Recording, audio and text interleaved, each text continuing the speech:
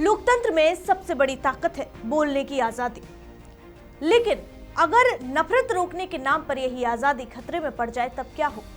कर्नाटक में इस वक्त यही बड़ा सवाल बना हुआ है।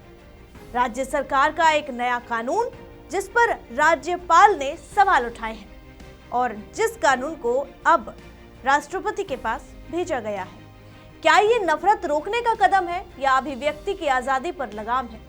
क्यों इस बिल को लेकर देश भर में बहस छिड़ गई है और इसका असर अब सिर्फ कर्नाटक तक क्यों सीमित नहीं है? इस रिपोर्ट के जरिए बताऊंगी आपको क्या इस बिल की असली तस्वीर है। देखिए इस रिपोर्ट में। नमस्कार, मैं हूं आराधना नामदेव, आप देख रहे हैं वीके न्यूज। लोकतंत्र की नींव स्वतंत्रता पर टिकी है, लेकिन सवाल यह है कि अगर नफरत रोकने के नाम पर लोगों की बोलने की आजादी ही छीन ली जाए तब क्या हो?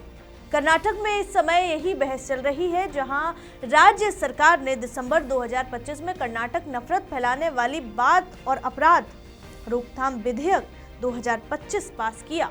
इसका उद्देश्य नफरत फैलाने वाली बातों और अपराधों को रोकना है, लेकिन राज्यपाल थावरचंद गहलोत ने इस बिल को मंजूरी देने के बजाय राष्ट्रपति के पास भेज दिया और उनका कहना है कि नफरत रोकना जरूरी है, लेकिन अभिव्यक्ति की आजादी की कुर्बानी नहीं दी जा सकती। इस बिल के तहत नफरत फैलाने वाली बातों को अपराध माना जाएगा या इसके लिए सजा में जेल और जुर्माना तय है। अपराध गंभीर माने गए हैं, यानी पुलिस बिना वारंट गिरफ्तारी कर सकती है और जमानत आसान नहीं होगी। सरकार का कहना है कि ये कानून खासकर कोस्टल कर्नाटक जैसे इलाकों में बढ़ रही नफरत और सांप्रदायिक हिंसा रोकने के लिए जरूरी है, लेकिन राज्यपाल ने 3 मुख्य आपत्तियां जताई हैं। सबसे पहली आपत्ति जो जताई है वो हेट स्पीच यानी नफरत फैलाने वाली बात की परिभाषा बहुत अस्पष्ट है। धारा 2(1) में इतनी व्यापक भाषा है कि सामान्य आलोचना या राजनीतिक बात भी अपराध बन सकती है। इससे लोग डरकर चुप हो जाएंगे। तो वहीं दूसरी आपत्ति यह है कि ये कानून अनुच्छेद 19(1)(a) यानी बोलने की आजादी का उल्लंघन करता है। सुप्रीम कोर्ट ने कहा है कि बोलने पर रोक साफ और जरूरी होनी चाहिए, वरना लोग खुद से अपनी बातों को सेंसर करने लगते हैं। तो वहीं तीसरी आपत्ति जो जताई है वो ये है कि कानून में पुलिस और प्रशासन को बहुत ज्यादा ताकत दी गई है, जो दुरुपयोग का रास्ता खोल सकती है।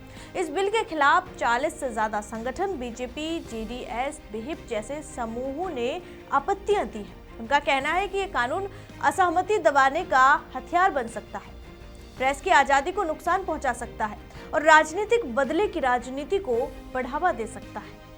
अब फैसला राष्ट्रपति के पास है। राष्ट्रपति तय करेंगे कि ये बिल संविधान के अनुच्छेद 19 और 21 के मुताबिक सही है या नहीं।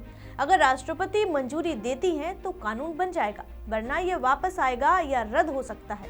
ये मामला सिर्फ कर्नाटक तक सीमित नहीं रह गया है अब, बल्कि पूरे देश के लिए बड़ा सवाल है। नफरत को कैसे रोका जाए बिना लोकतंत्र और लोगों की आवाज दबाए?